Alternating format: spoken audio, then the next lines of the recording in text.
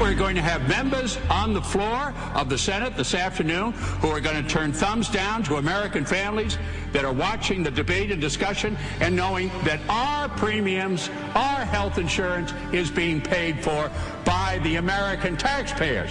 I wonder how people do that. This is extraordinary hypocrisy that we are about to see here on the floor of the United States Senate. How can people in good faith do this and still accept the federal government? How can they be complaining all afternoon about a federal government program and then have a better federal program paying for their own? Paying for their own. It is just, Mr. President, hypocrisy of the greatest sort. He came from privilege, although you'd never know it. Ted Kennedy called universal health care the cause of his life. And there is no question in my mind that if we had Kennedy's voice in the current health care debate today, the reformers would be winning this fight. Joining me now is Arianna Huffington of the Huffington Post. Arianna, great to have you on tonight. Thank you, Ed. The passing of Ted Kennedy, could this be a rallying cry for progressives to carry this fight through and to see real reform in health care in this country? Because, of course, I think everybody on the left knows that this was his passion, this was his cause. Yes, Ed, except that I would not call this as being on the left only, because as I'm listening to Kennedy's speeches, as MSNBC and other outlets are repeating them, we're reminded that this is really America. This is not the base. This is not the left. This is not just progressives.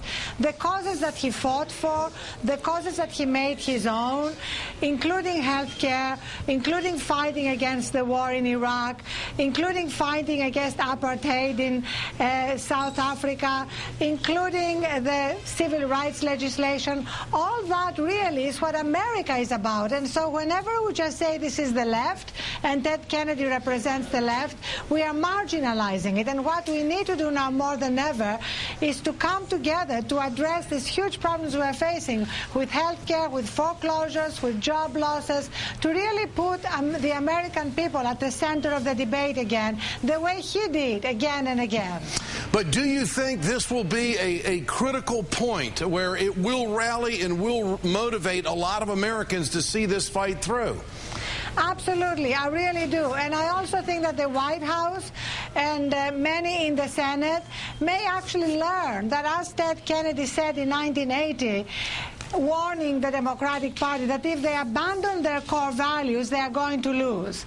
Well, once again here, Democrats are in danger of abandoning their core values, watering down what they stand for, and losing. So that's really a great teachable moment for the Democratic Party. Now, Arianna, you have written a very aggressive piece on your blog on Huffington Post about what President Obama needs to do. With Ted Kennedy gone and Ted Kennedy out of the debate, tell us what you think has to happen right now from the presidential standpoint. Well, in a sense, Senator Kennedy passed the torch, the JFK torch, the Kennedy torch, onto Obama during the primary. So now Obama needs to rise to that occasion and actually speak passionately about health care as a moral imperative, the way Ted Kennedy has been speaking about it for 40 years. This is not just about cost-cutting, important though cost-cutting is. This is really about the next step in America's journey towards becoming a more perfect union. And do you think it was Ted Kennedy who put Barack Obama over the top? His endorsement, was it that big?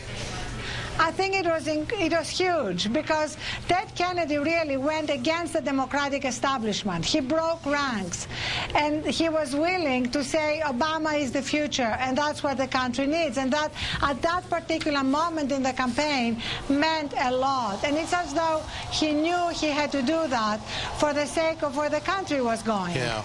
Arianna Huffington, Huffington Post, thank you so much for joining us on The Ed Show tonight. Thank you, Ed.